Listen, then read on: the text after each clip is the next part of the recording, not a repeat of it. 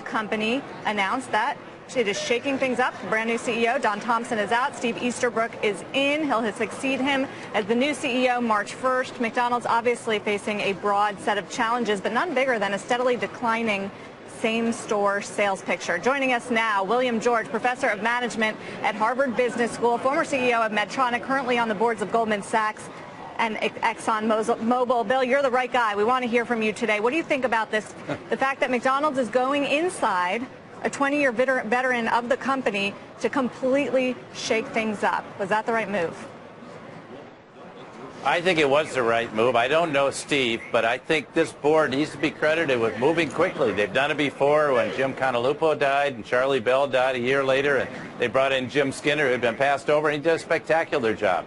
They obviously made the wrong choice in Don Thompson, and I think they're making their bet now on Steve Easterbrook. But it's going to take more than one person.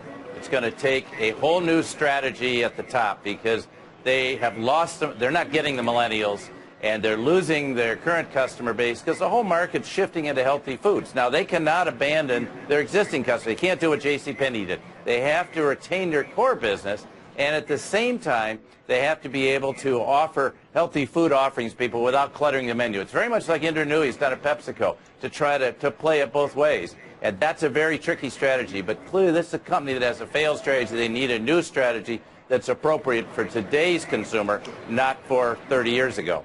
Just to get investors' expectations. Second of all, execution has really gone downhill in McDonald's, and they've got to bring execution back. And that means inspiring employees and reinvigorating the franchisees, who are really turned off right now.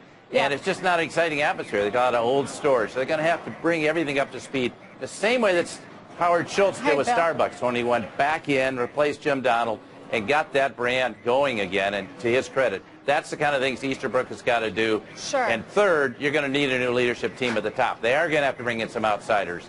That's inevitable. And a mix of insiders and outsiders, people that know the business, but some fresh blood to make the place go. And maybe to buy time, they need to do a little financial engineering, like return more cash flow to shareholders, just to kind of give them a little time to get this done, because this won't happen overnight.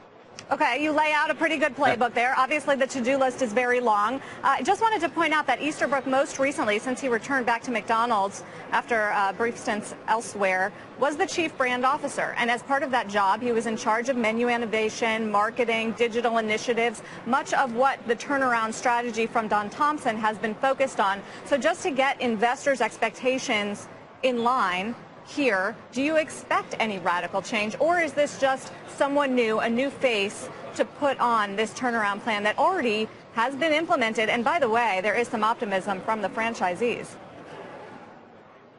I think it's going to take more than just implementing what's already there. I think it's going to take much more of a fresh look on the stores, fresh look on the menu.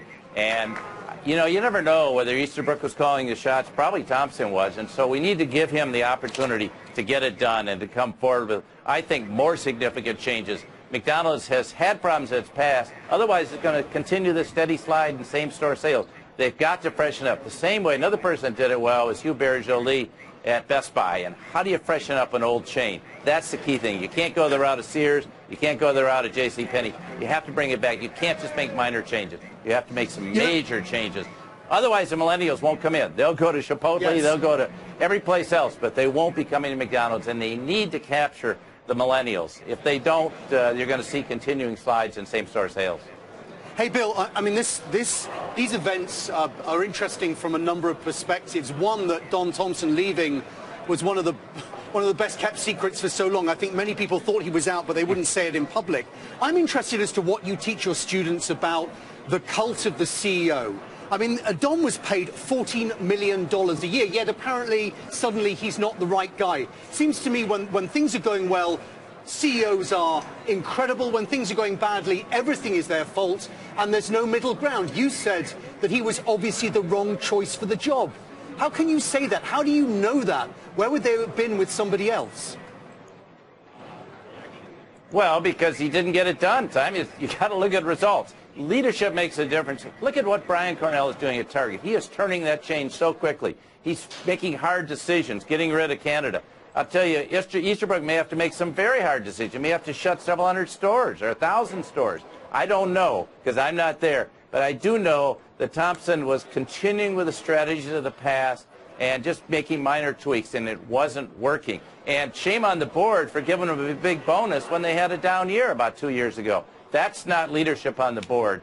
The board has shown leadership in stepping up to the issue.